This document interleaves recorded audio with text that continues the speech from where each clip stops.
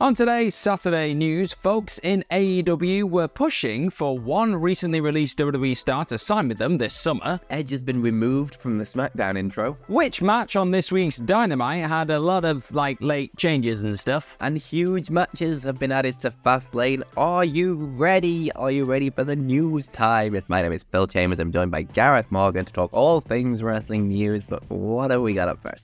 Well, first up, we got to talk about the releases that happened over the last couple of weeks, everything that happened, and one of said releases, apparently, is somebody that people in AEW are quite interested in. A lot of talents have been actually pushing, or were pushing, to sign this star during summer, and that might be a bit confusing because it's like, wait, you're still under WWE contract, how does that work? Well, said star was actually Shelton Benjamin, and according to Fightful Select, people in AEW were like, yeah, actually, we should bring him in because at that time in summer, there were reports that obviously were proved to be false because he stayed throughout the summer, but there were reports there that said that his contract was going to be expiring. So people were like, well, if it's expiring, bring him to AEW because he's pretty damn awesome, Shelton Benjamin. He'd probably fit in some ways, just a good mind for the business. So people in AEW were very interested, and it's not really said whether that's been followed up on at this point because obviously he's got a couple of months with his non-compete from you kind of assume he's probably got the 90-day non-compete like most people do when they do leave WWE or do get released. So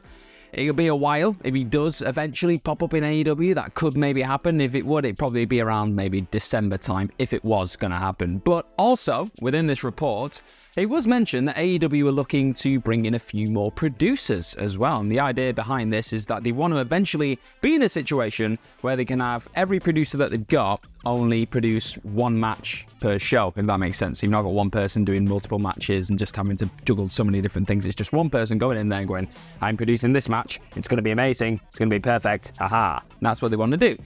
Maybe Shelton Benjamin could be somebody that they could bring in to maybe be a talent and produce shows as well. We don't know. None of that's kind of confirmation. That's just speculation on my part. But yeah, people in AEW are very high on Mr. Benjamin and we're actually pushing for him to be signed in summer.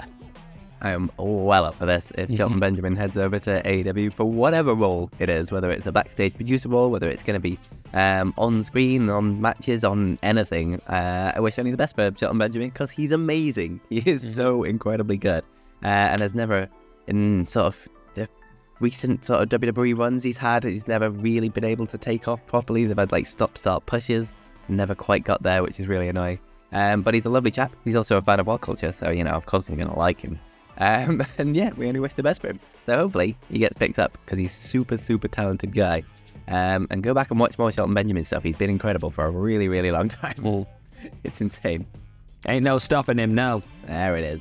But moving over to WWE. Well, it's still in WWE, sort of. Great segue. Well done, Phil. Edge has been removed from the SmackDown intro. I'm very tired.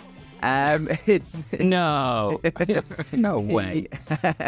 So yeah, the intro video at the beginning of SmackDown, Edge has officially been taken out of that. He's also, this week, been removed from the internal roster after he was removed and then put on again, but now he's removed again, so he's definitely off now. And he's also said before, in the past, about a month ago, that his contract is up at the end of September, which is, let me check now. So he is free to sign elsewhere as of tomorrow. What's happening tomorrow? It's AEW Wrestle Dream. So is this the final step of WWE removing everything to do with Edge before he signs with AEW? He has said in the past that WWE have offered him a contract extension, so that is there if he wants it. But he's obviously, I guess, not signed it yet because WWE are removing him from video packages. So it's an interesting one. But is Edge heading to Wrestle Dream tomorrow? Let us know down in the comments below. So you're saying on this day you see clearly that Edge is going to be all elite? Is that what you're saying? It is. That is exactly what I'm saying. Yeah. That is exactly what you're saying. Yeah, not much more to add to that. He's disappeared. He's been erased from WWE. His contract is now very much up.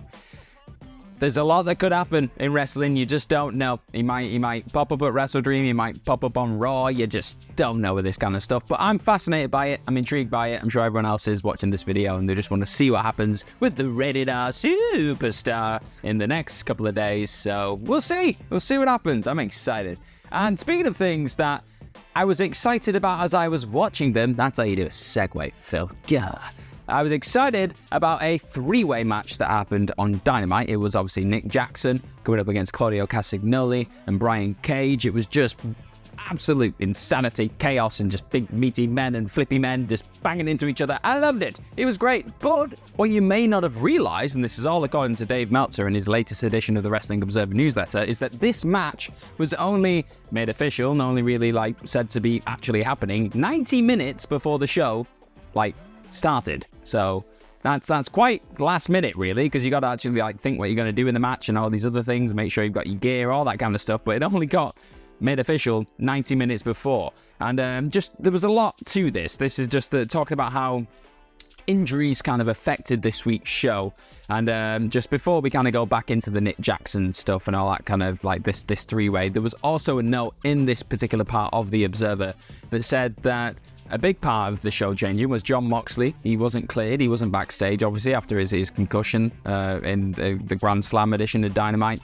It was also noted how Rey Fenix, who obviously won the International Championship, he was also hurt during that cannonball spot that hurt Moxley. So I didn't know that. I wasn't aware of that. So that's new information on my part. I may just be an idiot. It may be out there, but I didn't know that. So that was a big thing. And initially, because of that injury, he hurt his back doing that cannonball thing. That match that he eventually had on Dynamite against Jeff Jarrett, that wasn't going to be a part of the plan. That wasn't happening. But he went to Dynamite. He did a bit of physical therapy. He did an in-ring workout. And Doc Samson just went, you know what? You look fine. You seem fine. Let's have a match. You can do your thing against Jarrett. And they went, okay, we'll book that match.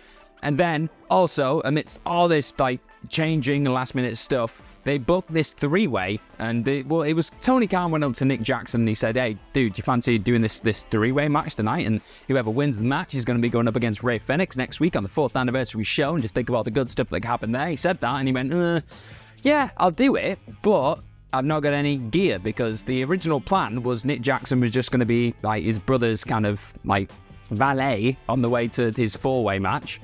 And he was just going to be involved in the post-match. He wasn't set to wrestle at that Dynamite. So he was like, I'm going to have to get gear from somewhere. So the quote was, he found stuff, he took stuff that was stowed away in the bins to create an improvised outfit.